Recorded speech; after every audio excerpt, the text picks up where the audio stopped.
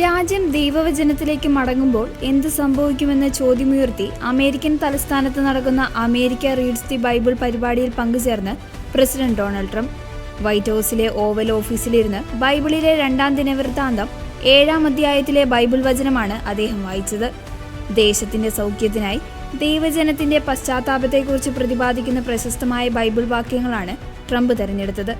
വിശുദ്ധ ഗ്രന്ഥത്തിലെ 2-ാം ദിനവൃത്താന്തം 7-ാം അധ്യായം 14-ാം വാക്യം, എന്റെ നാമം പേറുന്ന എന്റെ ജനം എന്നെ അന്വേഷിക്കുകയും തങ്ങളെ തന്നെ എളിമപ്പെടുത്തി പ്രാർത്ഥിക്കുകയും തങ്ങളുടെ ദുർമാർഗങ്ങളിൽ നിന്ന് പിന്തിരിയുകയും ചെയ്താൽ ഞാൻ സ്വർഗത്തിൽ നിന്ന് അവരുടെ പ്രാർത്ഥന കേട്ട് അവരുടെ പാപങ്ങൾ ക്ഷമിക്കുകയും അവരുടെ ദേശം സമ്പുഷ്ടമാക്കുകയും ചെയ്യുമെന്ന വചനമാണ് ഡൊണാൾഡ് ട്രംപ് വായിച്ചത്.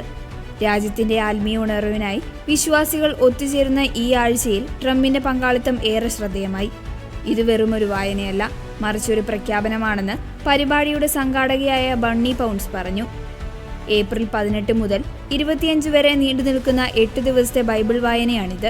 ഈ ദിവസങ്ങളിൽ ഉൽപ്പത്തി മുതൽ വെളിപാട് വരെയുള്ള ബൈബിൾ പുസ്തകങ്ങൾ പൂർണ്ണമായും വായിച്ചു തീർക്കും. വാഷിംഗ്ടൺ DC-യിലെ മ്യൂസിയം ഓഫ് ദി ബൈബിളിൽ നിന്നാണ് പ്രധാന പരിപാടികൾ തത്സമയം സംപ്രേഷണം ചെയ്യുന്നത്. ട്രംപിന് പുറമെ സെനറ്റർ ചക്ക് ഗ്രേസ്ലി, ജോണി ഏണസ്റ്റ്, ബെൻ കാർസൺ തുടങ്ങിയ നിരവധി പ്രമുഖ രാഷ്ട്രീയ നേതാക്കളും ഈ ദൗത്യത്തിൽ പങ്കാളികളായി. രാജ്യത്തിന്റെ ഐക്യത്തിനും ആത്മീയ നന്മയ്ക്കുമായി ദൈവവചനത്തെ ഉയർത്തിപ്പിടിക്കുകയാണ് ഈ സംരംഭത്തിലൂടെ ലക്ഷ്യമിടുന്നത്.